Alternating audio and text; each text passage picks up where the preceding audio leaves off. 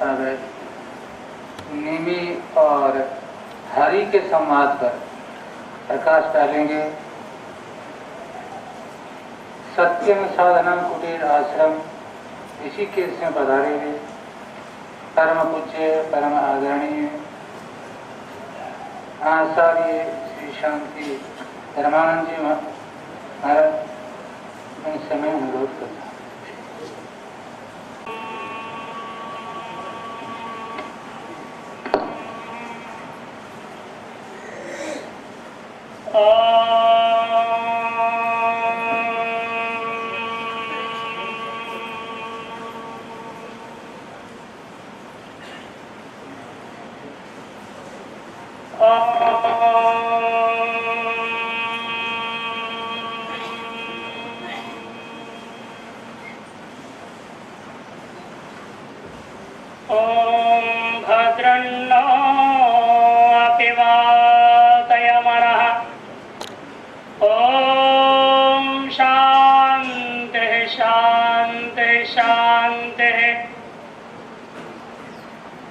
ओंकार बिंदु संयुक्त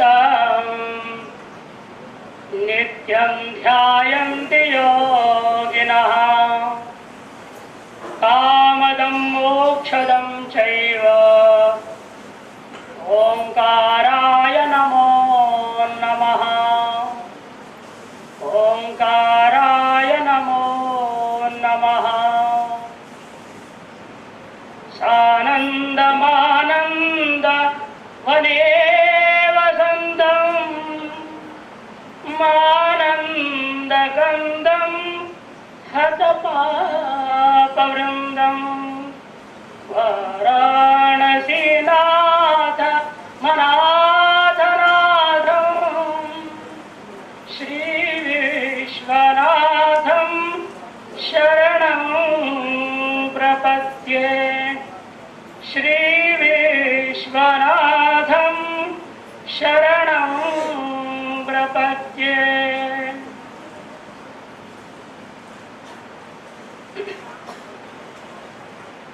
स्वान्तः परिकल्पित अनंत ब्रह्मांडांतर्वर्ती परिस्थितिशमान जगदंतर्गत माँ भगवती नर्मदा के तट पर समवस्थित दिव्य प्रांगण में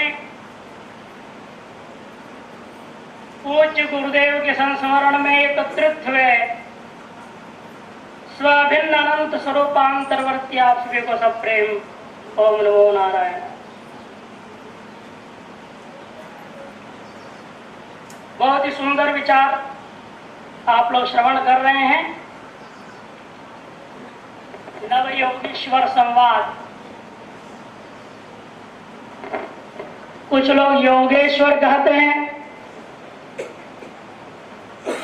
लेकिन अधिकतर ग्रंथ में योगीश्वर छपा है। दोनों में अंतर है।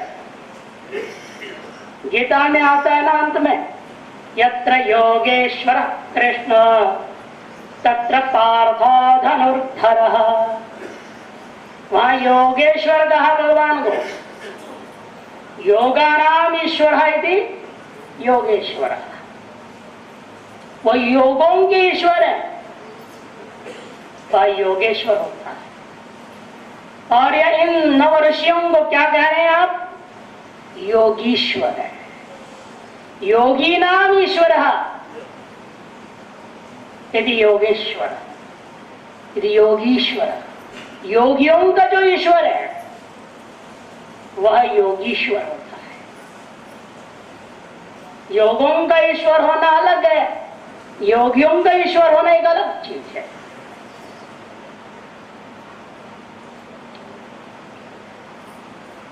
कि योग जिसको अपनाता है वह योगी है,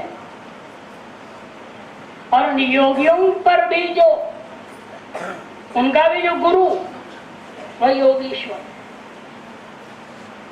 योगों का मालिक, साधनों का मालिक और साधनों को अपनाने वालों का मालिक।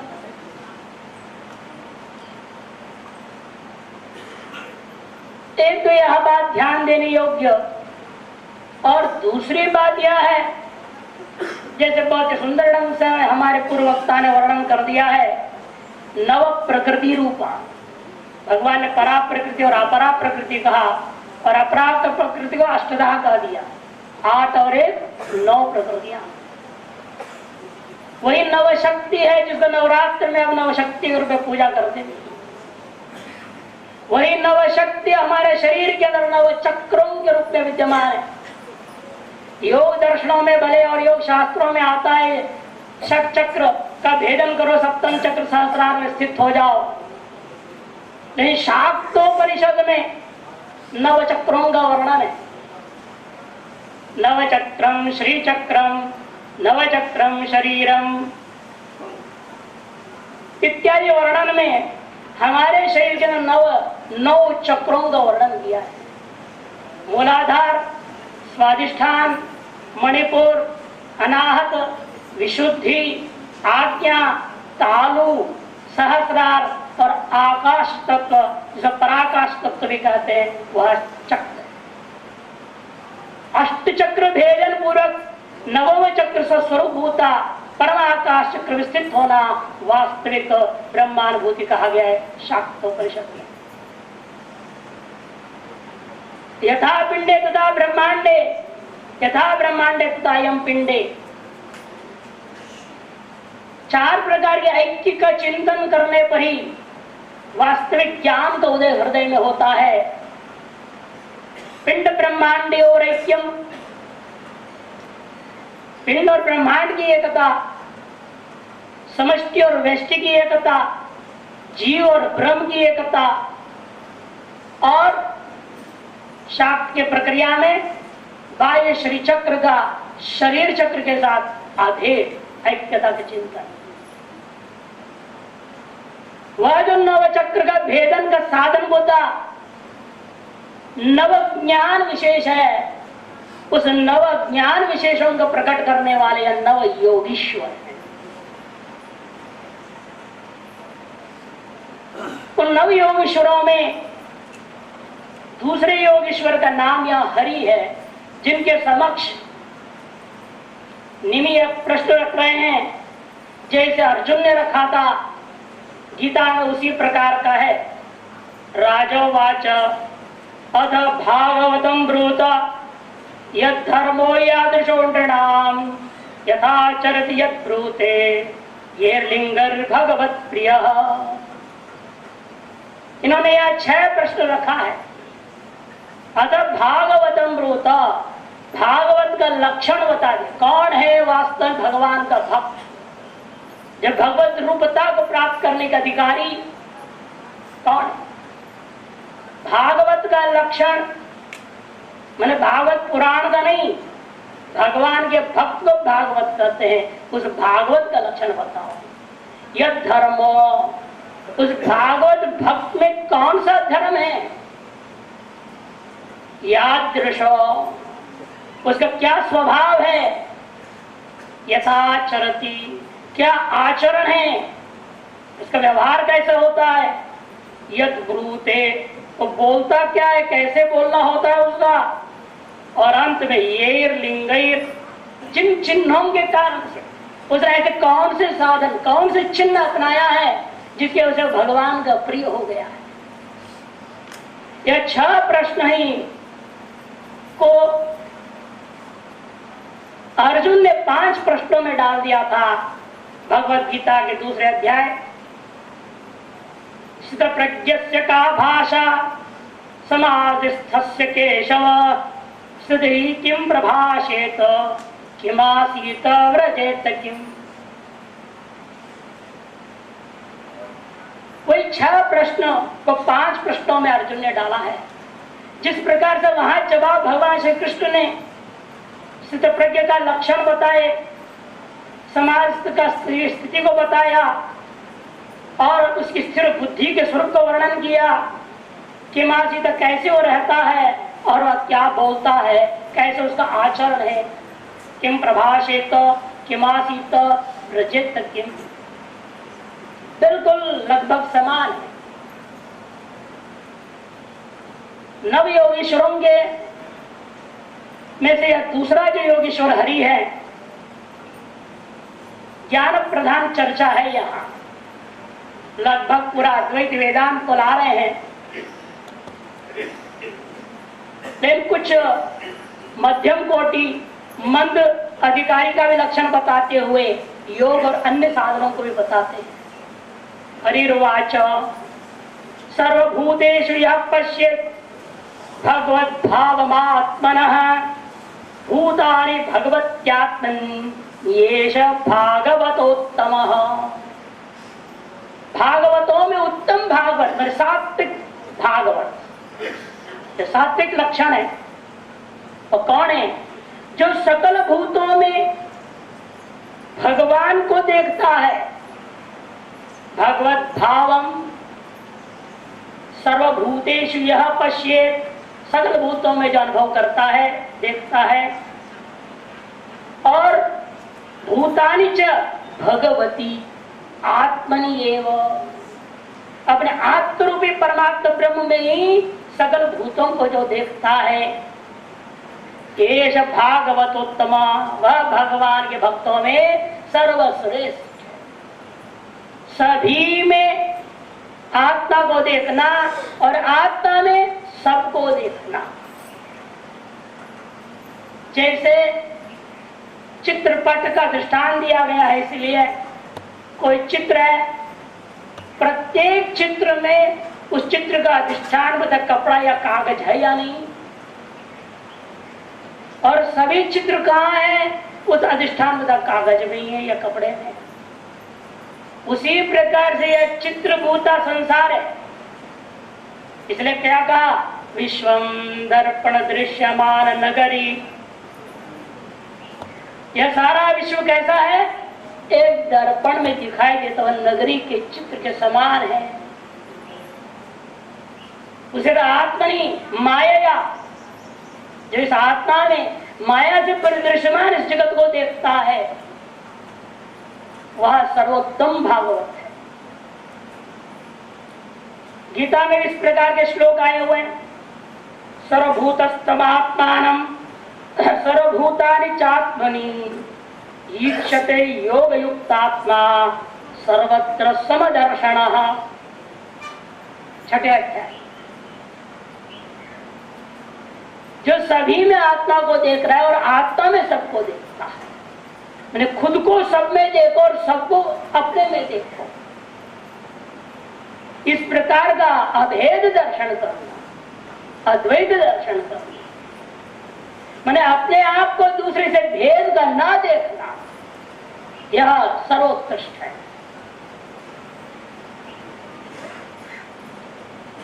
ईश्वरे तदधीनेषु बालिशेषु द्विषत्सु च प्रेम मैत्री कृपापोक्षा यह करोति समध्यमः। कहते हैं अब दूसरे कोटि का जो राजस भागवत प्रदान है, दूसरे कोटि के भागवत भक्त को बता रहे भगवान के भक्त का लक्षण, जो योग सूत्र में वर्णन किया उसी को बता रहे हैं। ईश्वरे तदधीनेषु बालिशेषु द्विषत्सु च, चार प्रकार का वर्णन हुआ। जो ईश्वर में ही के प्रति प्रेम रखने वाला, ईश्वरे प्रेम, तदधीनेषु मैत्री, और ईश्वराधीन भक्तों में मित्रता करने वाला, बालिशेषु मूर्खों पर अज्ञानियों पर कृपा करने वाला कृपा, और द्विषत्सु च उपेक्षा, और द्वेष करने वाले के प्रयोग का उपेक्षा करना। इसके योग सूत्र में क्या कहा है? मैत्री करुणा मुदित उपेक्षाणाम सुख दुख पुण्य पुण्य विषयाणाम भावनातश्चित्त प्रसादनम। मैत्री करुणा मुदित उपेक्षा, बार बार चर्चा करते हैं आजकल के लोग, आजकल के सुनते हैं आप कथाकारों से, प्रवचनकारों से। होना कैसे चाहिए एक साधक को? अपने बराबर के साधकों के साथ मैत्री करो, मित्रता। अपने से उच्च स्तर पर रहने वाले साधक को देखकर जलना नहीं, और उसको गिराने के लिए उसके टांग खींचने की चेष्टा नहीं करना, बल्कि उनको देख के प्रसन्न हो जाओ और भगवान से प्रार्थना करो कि ये और आगे बढ़े और इनकी सिद्ध तक मैं भी पहुंच सकूं। मैत्री सम में, मुदित उत्कृष्ट में, मैत्री करुणा कवच पे अपने से नीचे जो है, अपने स्तर से निचले स्तर वालों के प्रति कृपा करो, करुणा करो, भगवान से प्रार्थना करो इनको सद्बुद्धि मिले, ये और आगे उठे और हमारे बराबरी तक भी आ जावे। नहीं उनको देख के घृणा नहीं करना है। मैत्री करुणा मुदित उपेक्षा, और चौथे में उपेक्षा। जो उन्मार्गी है, सन्मार्गी नहीं है, आपके साधना के मार्ग विपरीत मार्ग में चलने वाला है, उससे उसकी उपेक्षा करनी चाहिए। उसका संग करोगे तुम भी अपने मार्ग से भ्रष्ट हो जाओगे। यह दूसरे कोटि का साधक है, जिस प्रकार से इस संसार में रहने वालों को चार भाग में बांट लेता है, अपने बराबर, अपने ऊंचा, अपने से नीचा और अपना विरोधी। और इसी के अनुसार मैत्री करुणा मुदित और उपेक्षा में साधन को अपना करके जो भगवान का चिंतन करता है वह व्यक्ति राजस भक्त है। तीसरा आता है अर्चायामेव हरये पूजाम यह श्रद्धये हते न तद्भक्तेषु चान्येषु स भक्त प्राकृतः स्मृतः। तीसरा जो तामस भक्त है उसका लक्षण वर्णन करते हुए कह रहे हैं वो कैसा होता है, जो भगवान की मूर्ति है उसी में ही भगवान को मानता है, दूसरे कहीं भी भगवान को नहीं मानता। ऐसा जो भक्त है वो तामस भक्त है। जैसे इस स्थिति में नामदेव महाराज जो प्रसिद्ध हुए हैं वे इस तामस भक्त कोटि के हैं। वो क्या मानते थे, जो पांडुरंग भगवान है, विठ्ठल वो मूर्ति है, वही भगवान है और कहीं भगवान नहीं है। जो मेरे साथ उठता है, बैठता है, खाता है, पीता है, खेलता है, कूदता है, घूमता फिरता है, वही भगवान, उसके अलावा और कहीं कोई भगवान नाम का चीज नहीं है, चेतन नाम का चीज नहीं है। उसको जागृति भगवान की कृपा से हुई, वो आगे की कहानी अलग है, प्रसंग इतना ही लेना है हमें कि जो मूर्ति मात्र में ज्योतिर्लिंग है वहां वहीं पर है भगवान और अन्यत्र भगवान नहीं है। ऐसे जो मानता है अर्चायामेव हरये पूजाम यह श्रद्धया इहते, जो श्रद्धा पूर्वक अनुष्ठान करता है, न तद्भक्तेषु भगवान के भक्तों को भी मानता नहीं, न चान्येषु और अन्यों को भी नहीं मानता, स भक्त प्राकृत स्मृतः, वह भक्त प्राकृत होता है, माने तामस सात्विक। इस प्रकार से 3 श्लोकों में लक्षण का वर्णन किया, पहला प्रश्न का जवाब दे दिया। चौथे श्लोक में भागवत भक्त के धर्मों को वर्णन कर रहे हो, कैसा धर्म वाला होता है, कि वह व्यक्ति महान होता है, वह परम भक्त, जो उत्तम भक्त के धर्म कैसे होते हैं, वो कैसा समझता है संसार को। हरिरेव जगत जगदेव हरि, हरितो जगतो नहीं भिन्न तनु, हरितो जगतो नहीं भिन्न तनु, इति यस्य मतिः परमार्थ गतिः, इति यस्य मतिः परमार्थ गतिः स भवसागर मुद्धरति। वही व्यक्ति इस भव सागर से उद्धार को प्राप्त हो सकता है, पार कर सकता है, जो कैसे सोचता है, जो हरिदेव जगत जगदेव हरि, हरि जगत है, जगत ही हरि है। हरि से जगत में कोई भेद जो करता हो, गलत कर रहा है, भेद वास्तव में है ही नहीं। हरि तो जगतो नहीं भिन्न तनु, शारीरिक भेद भी नहीं, औपाधिक भेद भी नहीं है, कह दिया। ऐसा जिसकी बुद्धि होगी उसी को परमार्थ गति मिलती है, वही संसार सागर से पार करता है। कैसे धर्म है उसके, गृहीत्वा इंद्रियर्थान यो न द्वेष्टि न हृष्यति विष्णोर्मायामिदं पश्यन् स वै भागवतोत्तमः। वही उत्तम भागवत माना जाता है। जो व्यक्ति कैसे चिंतन कर रहा है, गृहीत्वा इंद्रियर्थान, इंद्रियों के द्वारा विषयों को ग्रहण कर रहा है, व्यवहार तो कर रहा है, उस व्यवहार होते हुए समझ रहा है ये सब भगवान की माया की लीला हो रही है। लीलावत्तो कैवल्यम, लीला है ये। वास्तव में न मैं करता हूं, न कुछ हो रहा करने वाला है, न कर रहा हूं, यह सब कुछ हो रहा है। यह अंतर है ज्ञानी और अज्ञानी में। अज्ञानी कहता है मैं कर रहा हूं, और ज्ञानी कहता है यह हो रहा है। कर्तृत्व का भाव, कर्तृत्व आया कैसे? गीता में स्पष्ट कह दिया है, अहंकार विमूढ़ात्मा कर्ता हमिति मन्यते। अहंकार से विमोहित हुआ यह जीवात्मा अपने आप को कर्ता मान बैठा है। इससे ऊपर उठने के लिए अपने आप को भगवान की कठपुतली मानना पड़ेगा। किसी जमाने में हुआ करता था कठपुतली नाच, कुछ लोग देखे भी होंगे। जैसे कठपुतली को कोई और नचाता है, और कठपुतली से सारी खेल को आप समझते हैं। बाहर से तो दिखता है वहां व्यवहार हो रहा है, लेकिन करा रहा है कोई और। उसी पर यहाँ पर भी जो व्यक्ति समझता है वही उस भागवत का वास्तविक अपना जीवन का धर्म क्या है, यह समझना कि यह सब कुछ विष्णु और मायाम, यह सब विष्णु की ही माया है। ऐसा अनुभव करता हुआ जो रहता है, और क्या करता है, इसलिए न द्वेष्टि न हृष्यति। किसी के अपने विरुद्ध कुछ हो जाए उसको द्वेष नहीं है, अपने अनुकूल कुछ हो जाए उसे प्रसन्नता नहीं है। नाभिनंदति न द्वेष्टि तस्य प्रज्ञा प्रतिष्ठिता, गीता में नाभिनंदति न द्वेष्टि, ये भागवत का धर्म। इसके स्वभाव कैसा होता है, तो 5 और 6 श्लोकों में 2 श्लोकों के द्वारा स्वभाव का वर्णन कर रहे हैं। देहेन्द्रिय प्राण मनोदियांयो जन्माप्यक्षुत भयदर्शकृच्छै संसार धर्मैरवमुह्यमानः स्मृत्य हरेर्भागवत प्रधान। वह भागवत प्रधान का स्वभाव बनता है, कैसा है वो?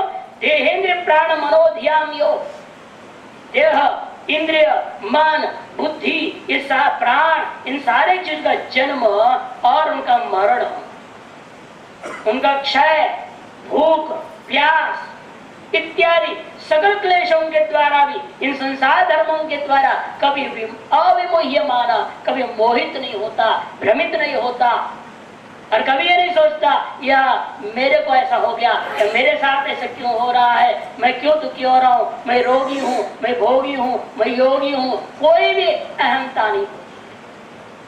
किसी प्रकार की जो चीज शिशु उपाधि के माध्यम से हो रहा है उसका अभिमान या उसके मोहित और अभिमान का त्याग करता है, कभी अभिमान को ग्रहण नहीं करता।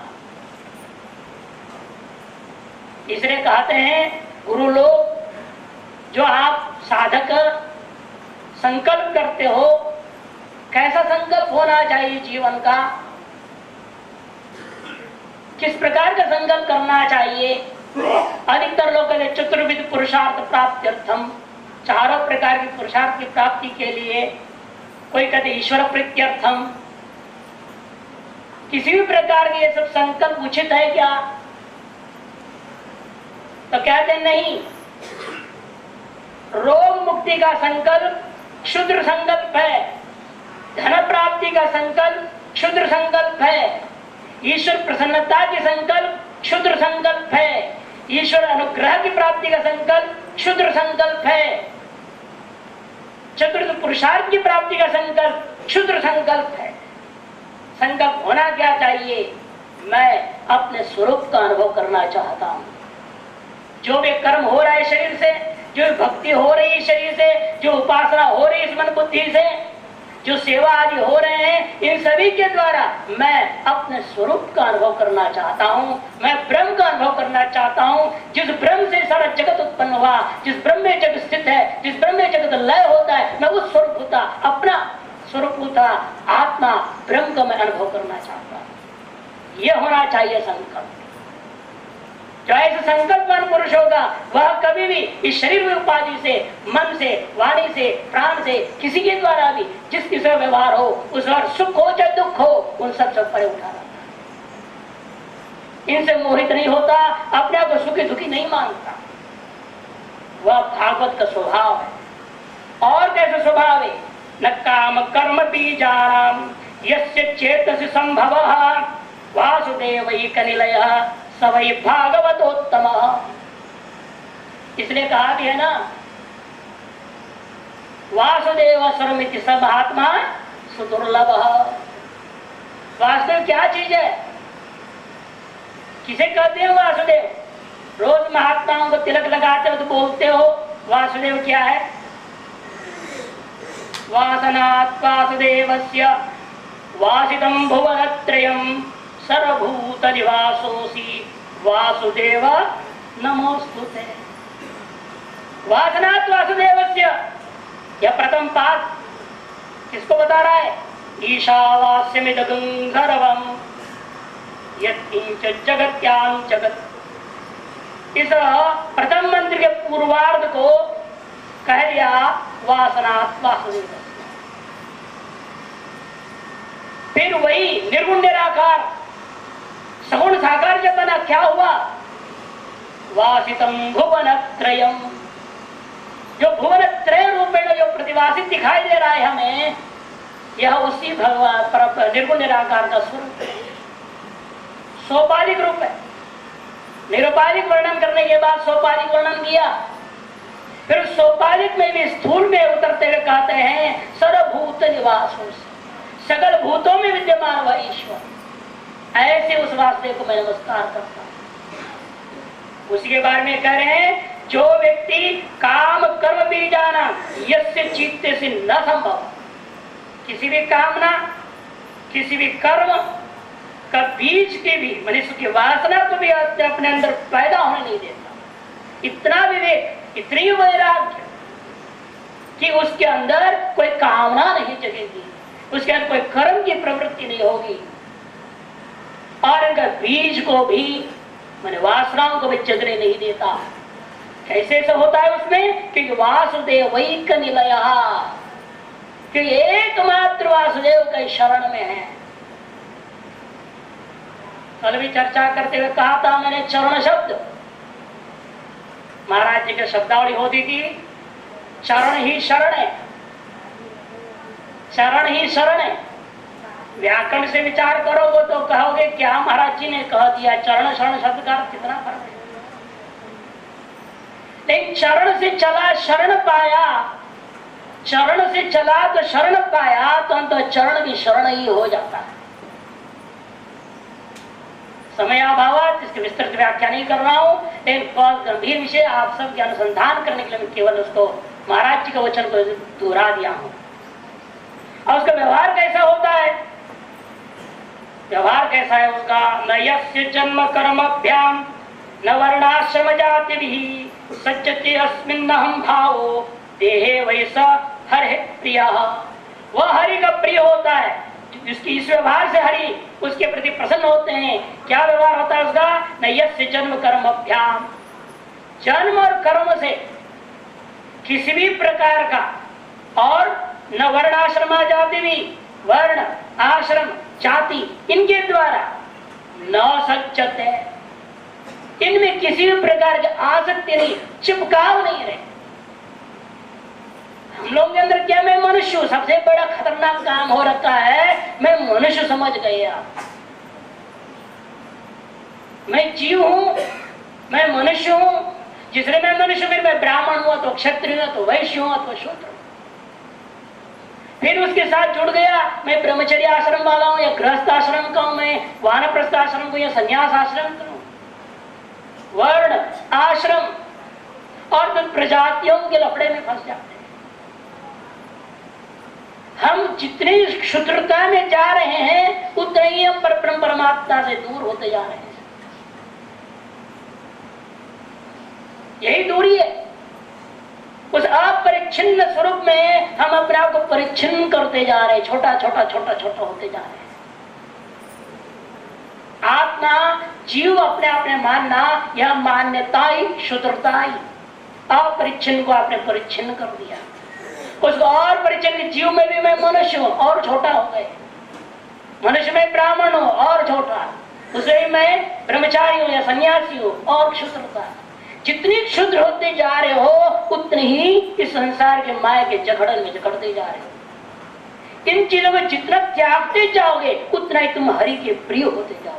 त्यागे नैव अमृतत्वम मानस। शास्त्रकारों ने कहा त्याग से, किसका त्याग?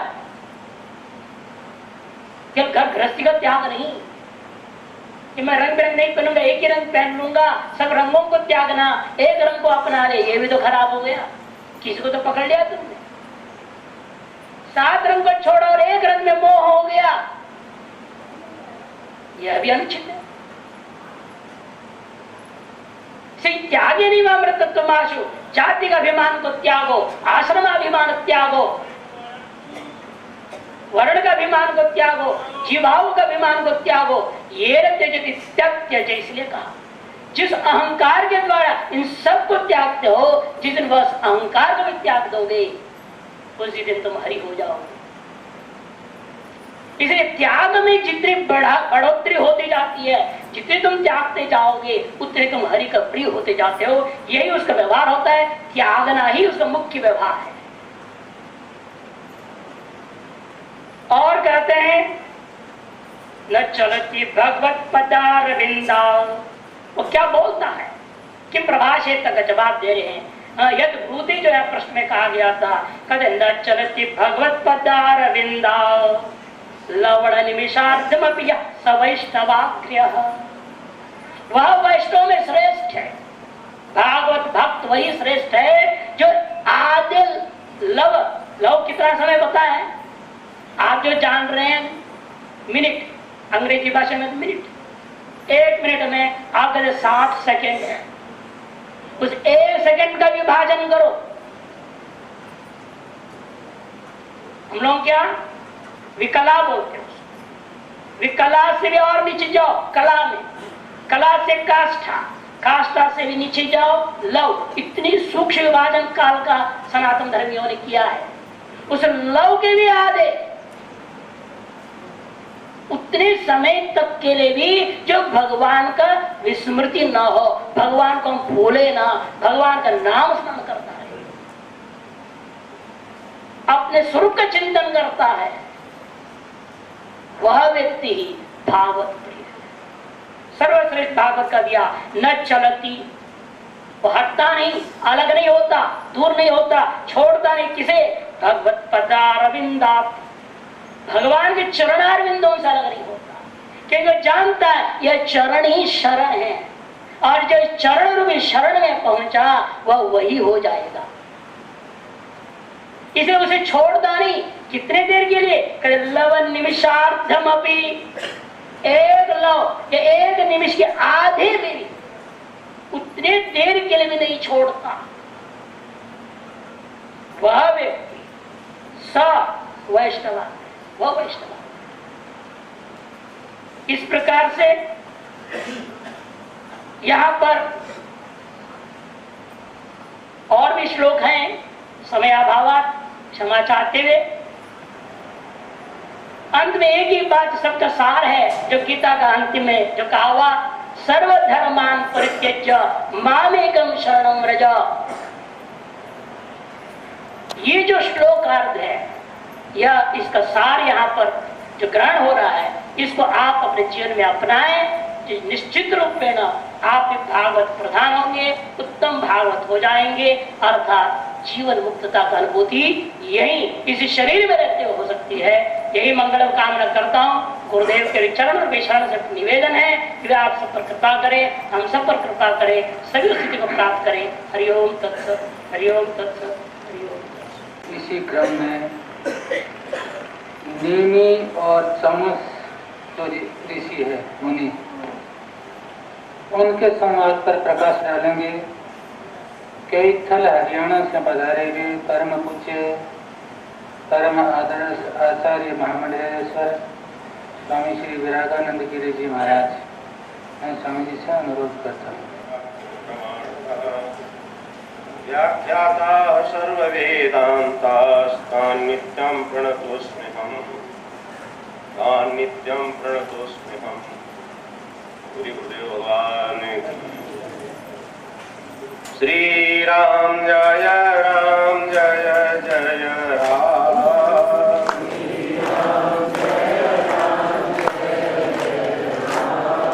श्री राम जय राम जय जय राम। श्री राम जय राम जय जय राम। श्री राम जय राम जय जय राम। श्री राम जय राम जय जय राम। श्री राम जय राम जय जय राम। श्री राजा रामचंद्र भगवान की। ओंकारेश्वर कमलेश्वर भगवान, अभयेश्वर भगवान की।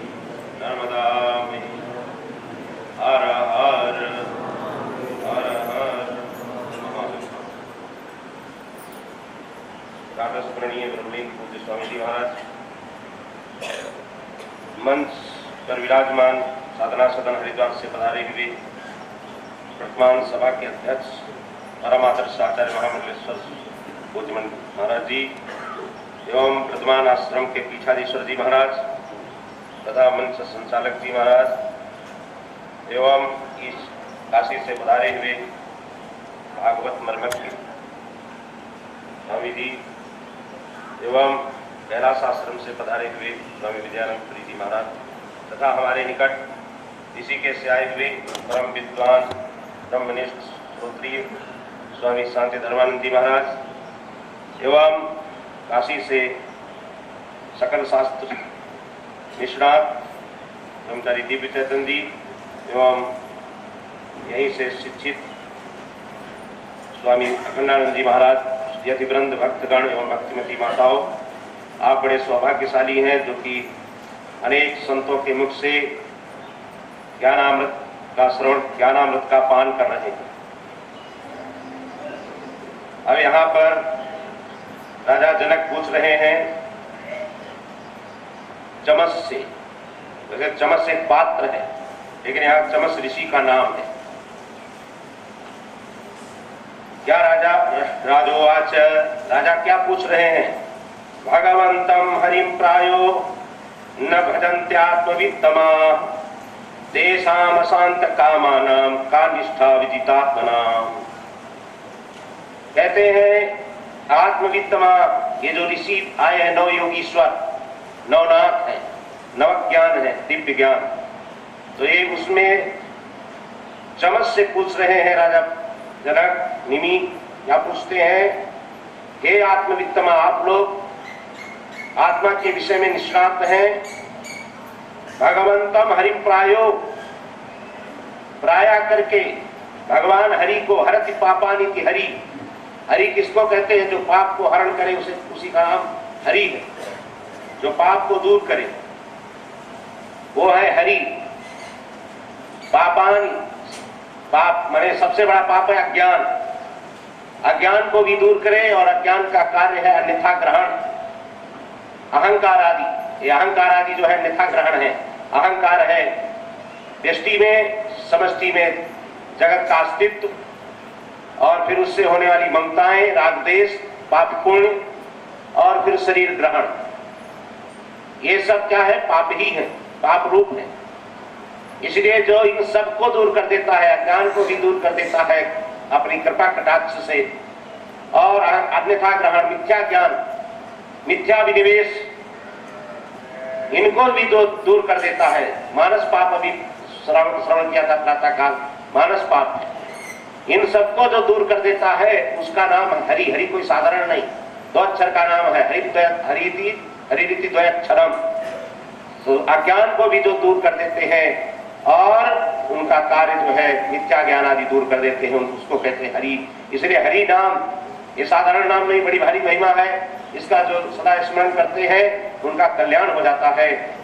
इसलिए यहाँ कहते हैं भगवंतम हरि प्रायो न भजन्ते आत्मवित्तमा तेषाम अशांत कामानाम का निष्ठा विजितात्मनाम। जो उन हरि का, ऐसे हरि है बड़े मंगलकारी हैं, मंगल करने वाले हैं, उन्हीं का नाम ही मंगल कर देता है। नाम लेत भव सिंधु सुखाई करो विचार सुजन मनमा। नाम की बड़ी भारी महिमा। और कहते हैं कौन नहीं भजन करते हैं? जो संसारी हैं, भोगों में लगे हैं, अशांत कामा नाम, जिनकी कामनाएं वे शांत नहीं। अरे जिनको वे भोजन की इच्छा है, भोगों की इच्छा है, अरे वे क्या भगवान का भजन करेंगे? प्रभुता चाह रहे हैं, प्रभु को नहीं चाह रहे हैं, वे भगवान का भजन नहीं कर सकते। प्रभुता को सब कोई चाहे, प्रभु को चाहे न कोई, जो कोई प्रभु को चाहे तो प्रभुता चेरी हुई। इसलिए कहते हैं अशांत कामा नाम, अशांत कामना वाले हैं, जिनकी वे कामनाएं पूरी नहीं हुई है। संसार के तुच्छ पदार्थों में ही सुख की जिनकी बुद्धि बनी हुई। और कैसे है? अविदितात्मनाम, जिन्होंने मन बुद्धि इंद्रियों को विजय नहीं प्राप्त, इन्हें जीता नहीं, इनके अधीन है, परवश है। इसलिए परवश होने के नाते जीव है। परवश जीव जो होता है, परवश है, उसी का नाम जीव है। परवश जीव स्वतंत्र कौन है? परमात्मा है। इसलिए जिन्होंने अपनी इंद्रियों को नहीं जीता है, जिनकी कामनाएं नहीं शांत हुई है, और प्रायः जो भगवान का भजन नहीं करते हैं, उनका का निष्ठा, उनकी क्या गति होगी? ऐसा बताइए। राजा जनक जी ने निमि ने पूछा कि उनकी क्या गति होगी? तो चमस जी बोलते हैं, प्रस्तावना प्रस्तावना कर रहे हैं। मुख बाहुरुपादेभ्या पुरुषस्या समयसः चत्वारो जगतिरे वर्णा गुणै विप्रादया पृथक। भगवान के मुख से ब्राह्मण उत्पन्न हुए, और भगवान के भुजाओं से क्षत्रिय तथा जांघों से वैश्य और पैरों से शूद्र उत्पन्न हुए हैं। सबकी जरूरत है, पैर की भी जरूरत है। शरीर में पैर न हो तो आप चल नहीं सकते। ऐसे समाज में शूद्र न हो तो सेवा कौन करेगा? उसके बिना भी काम नहीं हो सकता है। इसलिए भगवान ने शूद्र का निर्माण किया। आजकल शूद्र कहने में बड़ा अपने को घृणा मानते हैं। अरे गौरव की बात है, भगवान ने जब तक शूद्र की नहीं रचना की थी तब तक वो असमर्थ रहा था कि सेवा कौन करेगा। जब शूद्र की रचना की तो भगवान बड़े प्रसन्न हुए। इसलिए कोई हीनता की बात नहीं, जो शूद्र वर्ण के हैं, हीनता की बात नहीं, गौरव करना चाहिए। सबसे सेवक धर्म कठोरा, उनको एक समाज की सेवा, ब्राह्मण क्षत्रिय वैश्य की सेवा, और इसके बहाने परमात्मा की सेवा का एक अवसर मिला हुआ है। परमात्मा की सेवा का एक अवसर मिला हुआ है, इसलिए हीन भावना नहीं करनी चाहिए। और कलयुग में तो टाइटल बदल रहे हैं, जो शूद्र है वो अपना बदल रहे हैं। कोई पांडे लिख रहा है, कोई द्विवेदी लिखने लगे, ये गड़बड़ कर रहे हैं। लेकिन जिनको वैदिक धर्म, सनातन धर्म का पालन करना है, उनको जरा भगवान की आज्ञा, भगवान का अनुशासन मानना चाहिए, सुनना चाहिए। कि बड़े गौरव की बात है। अगर जो शूद्र है उनको भी अपने धर्म में रहना चाहिए, अपने नम्रता में रहना चाहिए। और जो बड़े लोग हैं उनको भी अपने धर्म का पालन करना चाहिए। ये है भारतीय संस्कृति, ये है वैदिक संस्कृति, ये है संस्कार। अगर इसका लोप हो जाएगा तो डगमगा जाएगी नौका और भवसागर में असमय में डूब जाएगी। इसलिए कहते हैं मुख बाहुरुपादेभ्या पुरुषस्या समयसा चत्वारो जगतिरे वर्णा गुणै विप्रादया पृथक। ये चारों वर्ण पैदा हुए। इसी प्रकार चारों आश्रम हुए हैं। मस्तिष्क से जो है, सिर से संन्यास आश्रम निकला हुआ है, और वक्षस्थल से वानप्रस्थाश्रम निकला हुआ है, और हृदय से ब्रह्मचर्य आश्रम निकला हुआ है, और जो है जांघ से गृहस्थ आश्रम निकला हुआ है। और जैसे जैसे स्थान है वैसे ऐसे इनको उत्तम समझना। ब्रह्मचर्य आश्रम हृदय से है, उत्तम है। वक्षस्थल से वानप्रस्थ है, और सिर से संन्यास आश्रम है, ये सब उत्तम है। और ग्रह आश्रम जांघ से है। इसलिए अन्यों की आश्रम की अपेक्षा यहाँ पर जो है थोड़े ममता मोह बना रहता है। कैसा भी हो, गृहस्थ में ममता मोह, सब जनक नहीं हो सकते, सभी कृष्ण नहीं हो सकते, सभी राम नहीं हो सकते, सभी राजा रघु नहीं हो सकते त्याग कर सके, सभी राजा हरिश्चंद्र नहीं हो सकते। इसलिए गृहस्थ आश्रम में माया मोह में पढ़ करके निकलना सबके लिए कठिन होता है। इसलिए अन्य की अपेक्षा ये हीन आश्रम बताया गया है, क्योंकि इसमें जरा कठिनता बहुत है, कर्म बहुत है। कोई सदगुरु मिल जाए जैसे जनक को मिला तो वे पार हो सकते हैं। अच्छा, जरा ध्यान देने की बात है, ये जो अभिमान है ब्राह्मण क्षत्रिय वैश्य और शूद्र के, ब्रह्मचारी गृहस्थ वानप्रस्थ और सन्यासी के, ये शास्त्रीय अभिमान। एक होता है शास्त्रीय अभिमान, जैसे पशुओं में रहता है, उनके अंदर शास्त्रीय अभिमान नहीं है। अभिमान तो शरीर का बहुत है, कुत्ते को भी अभिमान है, और उसको भी मारो तो भी बहुत बिगड़ता, बड़ा क्रोध करेगा, डंडा होगा तभी आप बच पाएंगे। लेकिन ये शास्त्रीय अभिमान है, इसलिए शास्त्रीय अभिमान खराब नहीं होते हैं, ये कर्मार्थ है। जरा ध्यान देना, ये अभिमान जितने हैं धर्मार्थ है, धर्म के लिए। और अगर धर्म के लिए अभिमान करता है, पालन करने के लिए, अगर कोई कहता मैं ब्राह्मण हूं तो ब्राह्मण धर्म पालन करने के लिए ब्राह्मण अभिमान। यदि कोई कहता मैं सन्यासी हूं तो सन्यासी धर्म पालन करने के लिए मैं सन्यासी अभिमान। मिथ्या अभिमान नहीं करना चाहिए, मैं ब्राह्मण हूं, मैं क्षत्रिय हूं। अगर वो धर्म पालन नहीं करता है तो वो पतित है, वो नरकगामी है, और वो अभिमान उसका मिथ्या है। और शास्त्रीय अभिमान यही है कि इन अभिमानों में रह के जब तक अंतःकरण शुद्ध है तब तक अपने धर्म का पालन करना चाहिए। इसलिए धर्म पालनार्थ के लिए अभिमान है, और जब तक जीव धर्म का पालन नहीं करता है सज्जनों, तब तक उसे अंतःकरण शुद्ध नहीं होगा, ज्ञान नहीं होगा। क्योंकि गीता का वचन है, तत् स्वयं योग संसिद्धा कालेन आत्मनिविन्दति नई ज्ञानेन सदृशम पवित्रमिह विद्यते। यदि आप ज्ञान के सदृश नहीं है संसार में, लेकिन वो ज्ञान कैसे मिलेगा? तत् स्वयं योग संसिद्धा, जब कर्म योग का अनुष्ठान करेगा। इसलिए सभी को चाहिए, जो ब्राह्मण है, जो सन्यासी है, जो क्षत्रिय है, इत्यादि इत्यादि जो अभिमान है, उन धर्मों का पालन करें। और जब पालन करेंगे अंतःकरण शुद्ध हो जाएगा और वैराग्य हो, विवेक हो जाएगा। सर्वं दुखम विवेकिना, सारे दुख होते हैं, सब कुछ दुख रूप है, तब अपने आप इनका अभिमान छूट जाता है। हाँ, तब छोड़ना नहीं पड़ता, तो ये छूट जाएगा। आपके अंदर जिज्ञासा होगी, तब आप ब्रह्म की जिज्ञासा होगी, ब्रह्म कौन है, कैसा है, तो आप गुरु के पास जाएंगे। उस समय सारे अभिमान छूट जाएंगे जब ब्रह्म साक्षात्कार हो जाएगा। जैसा कि भी सुन रहे थे कि जैसे एक वस्त्र पर बने हुए नाना चित्र वे कल्पित है, वस्त्र पर है, उसी प्रकार ये सारे अभिमान कल्पित। बाद में पता चलेगा, पहले तो इनको सच्चा मान करके ही साधक चलता है और तभी अंतःकरण शुद्ध हो सकता है। इसलिए सारे अभिमान, समस्त अभिमान क्या है? ये शास्त्रीय है, ये आस्तिकवाद है, ये स्वभाववाद नहीं, ये नास्तिकवाद नहीं। जो स्वभाववाद है वही नास्तिकवाद है, और जो शास्त्रीयवाद है वही आस्तिकवाद है सज्जनों। इसलिए आस्तिकवाद का पालन करना चाहिए, स्वभाववाद से दूर रहना चाहिए। स्वभाववाद बौद्धों का है, चार्वाकों का। या येषां पुरुषं साक्षात् आत्म प्रभवमीश्वरं न भजन्ते जानन्ति स्थानात् भ्रष्टा पतन्त्यथः। यः येषां पुरुषं साक्षात् आत्म प्रभवम ईश्वरम न भजन्ति। हाँ, जो इस परमात्मा को, जो ईश्वर है, जो साक्षात है। देखिए यहाँ ध्यान देने की बात है कि अन्य चीजों में तो व्यवधान है। आप अपने मन को भी जानते हैं, अगर वृत्ति नहीं बने तो मन को नहीं जान सकते।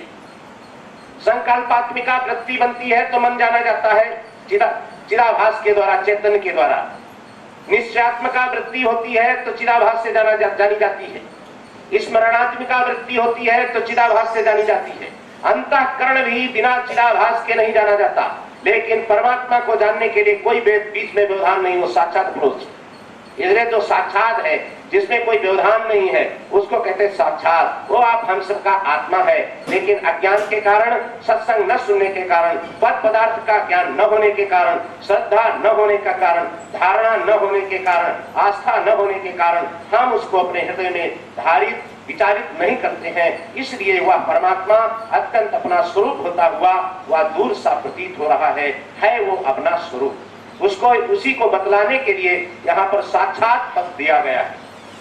वही यहाँ कहते हैं, या येषां पुरुषं साक्षात् आत्म प्रभवम् ईश्वरं न भजन्ति और जानन्ति स्थानात् भ्रष्टा पतन्त्यथः। ऐसे उस अपने आत्मा को नित्य जो अप्रोच है, जो सदा अप्रोच है, विचार साध्य है, विचार से अज्ञान की निवृत्ति होती है, विचार से प्रकट हो जाता है। विचार से जहाँ अज्ञान निवृत्त हुआ वैसे प्रकट हो गया, भीतर ही प्रकट हो गया। विचार की ही देरी है। इसलिए योग वशिष्ठ में आता, पलक जो है बाहर की है, उनको खोलने मूंदने में टाइम लगेगा, परिश्रम है थोड़ा, लेकिन भीतर विचार करने में क्या परिश्रम? हाँ, वो विचार लेकिन सदगुरु से प्राप्त हो, विचार वो उपनिषदों से प्राप्त हो। जब तक कोई साधक विचार को नहीं प्राप्त करता उपनिषदों से, सदगुरुओं से, तब तक वह परमात्मा अत्यंत दूर है।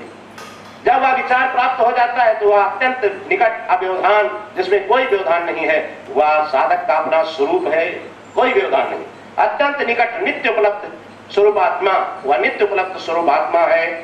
वही यहाँ कहते हैं, ऐसे परमात्मा का जो अनादर करते हैं, पतंति अधः, अधः नीचे गिर जाते हैं। नीचे गिरने का मतलब स्वस्वरूप से प्रच्युत हो जाते हैं, अपने स्वरूप से गिर जाते हैं। इसी को कह दिया स्वरूप प्रच्युति मृत्यु। ये जो स्वरूप का प्रचवन है ना, इसी का नाम मृत्यु है, यही अधः है पतन। बार बार जन्म मरण को प्राप्त करते हैं, इसी का नाम अधः पतन है। हाँ, स्वरूप प्रच्युति मृत्यु, वो बार बार जन्म मरण को प्राप्त होते हैं। पुनरपि जननम पुनरपि मरणम, उसी को आप पतन समझना। जो उस परमात्मा सबके हृदय में आत्म रूप से जो विराजमान है, उसकी जो अवहेलना करते हैं, उसका जो अनुभव नहीं करते, उसके लिए सदगुरु के पास जाकर के विचार नहीं लेते, दृष्टि नहीं लेते, वे लोग चरम दृष्टि वाले हैं, जिनके पास वह दिव्य दृष्टि, ज्ञान दृष्टि, विचार दृष्टि नहीं है, औपनिषदी दृष्टि नहीं है। वे लोग कैसे हैं? चरम दृष्टि वाले हैं। केवल दूरे हरि कथा केचित् दूरे चाच्युत कीर्तना स्त्रिया शूद्रादयश्चैव तेनुकंप्या भवादृशाम। क्या देखिए, समझ तो कह रहे हैं, दूरे हरि कथा केचित्, हरि कथा से जो दूर है और अच्युत कीर्तनों से जो दूर है, परमात्मा का कीर्तन नहीं करती, वे कौन है? यदि कौन है तो स्त्रियां शूद्रादयस्ते, स्त्रियां प्राचीन काल में जो है वेद पढ़ने का, अब आजकल तो सभी शिक्षा में जा रहे हैं, लेकिन ऐसा नहीं, अधिकार होता था ब्राह्मण बालकों का। 8 वर्षम ब्राह्मणम उपनयित, 8 वर्ष के ब्राह्मण बालक गुरुकुल जाता था। इसी प्रकार क्षत्रिय 11 और वैश्य 12, और शूद्र तो सेवा में घरे में निपुण होता था। सेवा का कार्य करना है तो इसलिए घर में ही निपुणता आती थी, चाहे वो कोई भी सेवा हो, वो घर में निपुणता उसे प्राप्त होती थी। अपने माता पिताओं से, पिता से सेवा की निपुणता, उसके लिए वेद के लिए पढ़ने के लिए, कर्म कांड करने के लिए गुरुकुल जाने की जरूरत नहीं थी। वो क्योंकि वो सेवा का क्षेत्र है उसका, या उसका वैदिक कर्म का क्षेत्र तीनों का होता था, इसलिए गुरुकुल जाते थे। इसलिए कहने का तात्पर्य है, पुरुषों का ही अधिकार होता था, माताएं पढ़ने नहीं जाया करती थी। वो अपने घर में ही धर्म की शिक्षा सीखती थी और बच्चों को धर्म की शिक्षा दिया करती थी। तो कह दिया जो स्त्रियां हैं और शूद्र आदि, शूद्र हैं आदि से अंतर ले लेना, ये सब जो है अनुकंप होते हैं, दया के पात्र होते हैं। इसलिए इनको भी भगवान के जब संतों का सानिध्य प्राप्त होता है, तब ये भी जो है इनका भी कल्याण हो जाता है। ये भी भगवान की शरण ले लेते हैं, इनका भी कल्याण हो जाता है। विप्रो राजन्य वैश्यौच हरे प्राप्ता यदान्तिकम श्रोतेन जन्मनाथापि मुह्यन्त्यामनाय आमनाय वादिनः। अब जो ब्राह्मण है, क्षत्रिय है, वैश्य है, यद्यपि निकट है, क्यों निकट है? क्योंकि इनको जन्म से और शास्त्र पढ़ने का अवसर मिला हुआ है, जन्म से भी इनको माता पिता से संस्कार मिलते हैं, और बाद में गुरुकुल जाते हैं तो संस्कार मिलते हैं। क्या पढ़ाया जाता है गुरुकुल में? ABCD नहीं पढ़ाई जाती है, वहां धर्म की बात बताई जाती है। कैसा धर्म? वेद विहित प्रयोजन, वेद विहितत्वे सति प्रयोजनवद अर्थो धर्म, धर्म की बात बताई जाती है जो वेद विहित है। वेद कैसा है? जो भगवान के द्वारा बनाया गया है। इसलिए भगवान की वाणी, ये शास्त्र का श्रवण जो है भजन है, इसको भजन समझना चाहिए, क्योंकि शास्त्र हम जब श्रवण करते हैं, चिंतन करते हैं, वहां भगवान की वाणी है। भगवान, हमारा कोई भी धर्म शास्त्र ऐसा नहीं है जो जिसमें भगवान की वाणी न हो। ऐसा कोई भी धर्म शास्त्र नहीं है जिसमें भगवान का स्वरूप न बताया गया हो, जिसमें भगवान की प्राप्ति का वह रास्ता न बताया गया हो। इसलिए हमारे वेद शास्त्र पढ़ना एक बहुत बड़ा परम धर्म है, और वो जो है भजन है, बहुत बड़ा भजन है, और इसके द्वारा भगवान की प्राप्ति होती। जो धर्म को जानेगा नहीं तो धर्म का करेगा कैसे? क्योंकि ज्ञान के बिना कोई अनुष्ठान नहीं कर सकता है। इसलिए धर्म शास्त्रों का जो अध्ययन है और चिंतन है और ज्ञान का और उसका जो प्रतिपाद्य ब्रह्म आदि की जो धारणा ध्यान है, इससे जो है बहुत बड़ा भजन है। इनको जो करते हैं उनका कल्याण होता है। इसलिए यहाँ कह दिया ब्राह्मण क्षत्रिय और वैश्यों को तो अध्ययन प्राप्त है, अध्यापन प्राप्त है। अतः ये परमात्मा के निकट होते हैं, ये परमात्मा के निकट है। वही यहाँ कहा विप्रो राजन्य वैश्यो च हरे प्राप्ता पदांतिकम श्रोतेन जन्मनाथापि मुह्यन्त्याम न्यायवादिनः। निकट तो है लेकिन व्यवधान के साथ। क्या व्यवधान है इनको? क्योंकि वेदों में आलसी पुरुषों को लगाने के लिए अर्थवाद वाक्य है, जैसा कि प्रातः श्रवण कर रहे थे। वो अर्थवाद वाक्य है लेकिन उनमें तात्पर्य नहीं है। तात्पर्य तो निष्काम कर्मयोग में ही है, और निष्काम कर्मयोग का भी तात्पर्य अंतःकरण की शुद्धि के द्वारा जिज्ञासा उत्पन्न में है, और जिज्ञासा का तात्पर्य विचार के द्वारा परमात्मा का साक्षात्कार में है। इसलिए संपूर्ण वेदों का तात्पर्य जीव के परम कल्याण आत्म उपलब्धि में है। संपूर्ण वेदों का तात्पर्य, संपूर्ण शास्त्रों का तात्पर्य वही यहाँ कहते हैं विप्रो राजन्य वैश्यो च हरे प्राप्ता पदांतिकम श्रोतेन जन्मनाथापि मुह्यन्ति आम्नायवादिना। ये ब्राह्मण क्षत्रिय वैश्य निकट तो है लेकिन फिर भी अर्थवाद वाक्यों में फंस जाते हैं। दान करते हैं, भंडारा करते हैं, सोचते हैं कि हम स्वर्ग जाएंगे और वहां बहुत बड़ा सुख मिलेगा। नहीं, भंडारा करें, हम मना नहीं कर किया जाता, लेकिन धारणा बदले। भंडारा करने का मना नहीं है, धारणा बदलने की जरूरत है। क्या धारणा? हाँ, कहते कथम क्यों करना चाहिए। बड़े महाराज जी कहते थे क्या कर रहे हो इसका महत्व नहीं, क्यों कर रहे हो इसका महत्व। हाँ, उद्देश्य बदला जाए। क्या उद्देश्य बदला जाए कि हम जो भी कर रहे हैं कायेन वाचा मनसेन्द्रियैर्वा बुद्ध्यात्मना वानुसृत स्वभावात् करोमि यद्यत् सकलम परस्मै नारायणायेति समर्पयामि। जो मैं कर रहा हूँ काय से, शरीर से, वाणी से, मन से, स्वभाव से, जो भी कर रहा हूँ हे परमात्मा आपके लिए कर रहा हूँ। बस भगवान उद्देश्य होना चाहिए हमारे समस्त कर्म कांड के, हमारे श्वास प्रश्वास वृत्ति प्रवृत्ति के उद्देश्य परमात्मा होना चाहिए। यदि हम अपना उद्देश्य परमात्मा को बना लेते हैं तो समझो हमारा कल्याण, हम कल्याण के अत्यंत निकट जा रहे हैं। और ये निकट तो है लेकिन अत्यंत निकट नहीं, क्योंकि अर्थवाद से मोहित हो रहे हैं। वही यहाँ दिखाया कर्मण्य को विदा स्तब्धा मूर्खा पंडित मानिना पदंती चाटुकान मूढ़ाया मातव्या गिरोत्सुका। जो अर्थवाद में फंसे हैं वे कर्म के वास्तविक तात्पर्य को नहीं जानते कि कर्म का तात्पर्य केवल अंतःकरण शुद्धि है। कर्म का तात्पर्य क्या है? अंतःकरण की शुद्धि, और शुद्धि के द्वारा बुद्धि प्राप्त करना, बुद्धि प्राप्त करना है। शुद्धि के द्वारा बुद्धि। इसलिए गीता में दो सिद्धियां बताई हैं, एक शुद्धि को बताया है और परम सिद्धि बुद्धि। बुद्धि माने आत्म प्रज्ञा। बुद्धि का अर्थ होता है आत्म प्रज्ञा। आत्म प्रज्ञा को सिद्धि बताया है। दो ही सिद्धि हैं। पंडित मानिया वदंती चाटुकान मूढ़ाया माधव्यागिरास्का। वे मीठी मीठी वाली बोलते रहते हैं, ऐसा करिए तो ये मिलेगा, ऐसा करिए तो ये मिलेगा, इसलिए भ्रम में मत फंसिए। रजसा घोर संकल्पा कामुका अहिमन्यवा अंबिका मानिना पापा व्यसंती अच्युत प्रियान। और वे लोग क्या है, भोगों में ही लगे। एक बंगला बन गया, दूसरे बंगले की तलाश में है, दूसरा बन गया और भी जो है, पहले थी 10 लाख की गाड़ी और 80 लाख की गाड़ी खरीद ली। ये नाना प्रकार के भोगों में फंसे हुए हैं और बड़ी प्रिय वाणी बोलते हैं, और उनको कोई बाधा डालने लगता है तो नाक के समान क्रोध वाले हो जाते हैं। नाक के समान क्रोध वाले हो जाते हैं। केवल भोग बुद्धि है।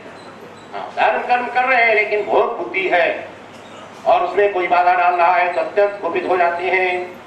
और भगवान के भक्तों को देखते हैं, कोई चंदन लगा लिया, जूता नहीं पहने तो हंसते हैं, देखो ये लोग कैसे है, भिखारी है, दरिद्र है, ऐसा मान करके हंसते हैं। ये नहीं जानते कि जानबूझ करके इन्होंने तपस्या के लिए सब कुछ छोड़ा।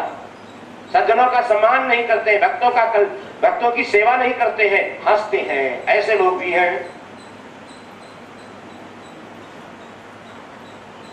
दाम्भिका मानिनः पापा विहसन्ति अच्युत प्रियान् वदन्ति ओन्यन्योपासित स्त्रियो गृहेषु मैथुन्य परेषु चाशिषः यजन्त्य सृष्टान् विधान दक्षिणं तत्तै परम घ्नन्ति पशून् अतद्विदः। परम अतद्विदः, वेद के सही रास्ते को न, सही लक्ष्य को, सही लक्ष्य क्या है वेदों में बताया गया और उसके द्वारा बताया गया कर्तव्य क्या है, इसको न जान करके अतद्विदः, जो उसको नहीं जानते हैं वे क्या करते हैं, कहते हैं कि उपासित स्त्रिया, भोग का जो साधन पुत्र कलत्र आदि है उन्हीं में रमण करते रहते हैं। धन है, वित्त है, कलत्र है, पुत्र है, इनमें ही लगे रहते हैं और सहवास को ही सबसे बड़ा सुख मानते हैं और संसार के पदार्थों को जोड़ने के मंसूबे बनाए रहते हैं और आपस में चर्चा करते रहते हैं। एक फैक्ट्री लग गई तो दूसरी फैक्ट्री कैसे लगे, जर्जर शरीर हो गया, लेकिन फिर भी भगवान का भजन नहीं करते, धन को कमाने में ही लगे रहते हैं। उधर क्या लाभ हुआ, क्या हानि हुई, उधर ही लगे रहते हैं। ये नहीं बनता कि जो है कि सब कुछ छोड़ करके आराधना करें एकांत में जाकर के। तो दंभिका, और कहते हैं यज्ञ भी करते हैं तो दक्षिणा नहीं देते, दक्षिणा का लोभ कर देते। भोजन भी कराया तो दक्षिणा नहीं देते और यज्ञ भी देवताओं के लिए आहुतियां डाली, अब विद्वान पंडितों से जलवाई, उसकी भी दक्षिणा पर्याप्त नहीं दी। तो ऐसे कौन है? और क्या है कि अपना पेट भरने के लिए पशुओं को मारते हैं। असृष्टान्न विधान दक्षिणं वृत्तै परम घनन्ति पशून् तद्विदः। श्रिया विभूत्या विजलेन विद्या त्यागेन रूपेण बलेन कर्मणा जातस्मयेनान्ध धिया सहेश्वरान् सतो मन्यन्ति हरिप्रियान् खरा। भगवान पूर्व जन्म में उन्होंने कोई तपस्या की है, साधना की है, इसलिए उनको लक्ष्मी प्राप्त हुई है और साथ में हजारों लोग भी मिल गए हैं, विद्या भी मिल गई है, त्याग भी बाहर से दिखाते हैं, बल भी है, लेकिन घमंड हो गया है। इनका सब कुछ मिला तो है लेकिन घमंड है। घमंड के कारण न तो भगवान को मानते हैं न भगवान के भक्तों को मानते हैं। ऐसे खल है ये नरक को भी अंत में अपमान करने से, महापुरुषों का अपमान से भी दुर्गति प्राप्त होती है। सब कुछ मिला है लेकिन महापुरुषों का अपमान करते हैं, इसलिए दुर्गति को प्राप्त होते हैं। सर्वेषु सत्सत्तनुवृत्त स्वस्थितं यथा स्वात्मानमभीष्टमीश्वरं वेदोपगीतं न श्रवणते बुधा मनोरथानां प्रवदन्ति वार्तयाः। अब सब में जो विराजमान परमात्मा है, अभी श्रवण कर रहे थे, सब में भगवान को देखता है, भगवान में सबको देखता है, सब में परमात्मा है, लेकिन उन परमात्मा का आदर नहीं करते, उन परमात्मा का ध्यान नहीं करते हैं और केवल ऐसे अज्ञानी संसार की वार्ता करते हैं, वे भी अनर्थ को प्राप्त होते हैं। लोके विवायामि समत्य सेवा नित्यास्तु जंतोर नहीं तत्र चोदना व्यवस्थितिस्तेषु विवाह यज्ञ सुराग्रहीरासु निवृत्तिरिष्टा। देखिए, लोगों को स्वभाव से जो है मैथुन, मांस और मद्य, ये जीवों का स्वभाव बताया है।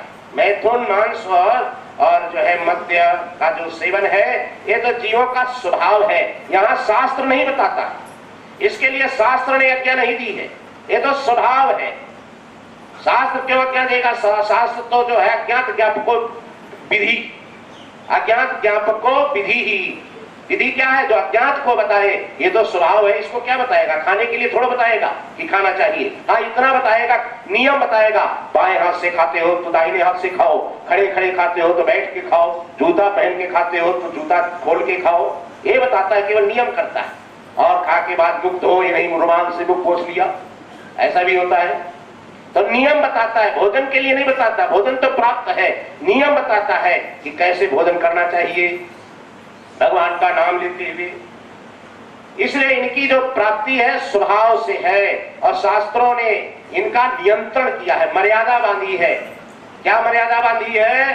तो कह दिया विवाह की बताई। जो सहवास है वो विवाह पूर्वक हो, भार्या का ग्रहण हो भार्या के द्वारा, वही कह दिया। ऋतो भार्यामुपेयात् आदि विधियां हैं। और जो आमिष कहा गया है वो भी जो है केवल हाँ। और यहाँ पर सुराग्रह, और जो इसको कहा है कि वो देवता के निमित्त हो, पशु याग आदि बताए गए हैं, खाने के लिए नहीं। और मदिरा का जो मद्य कहा गया है वो केवल सूंघने के लिए कहा गया है। इसलिए देखो आगे श्लोक से कहते हैं, धनम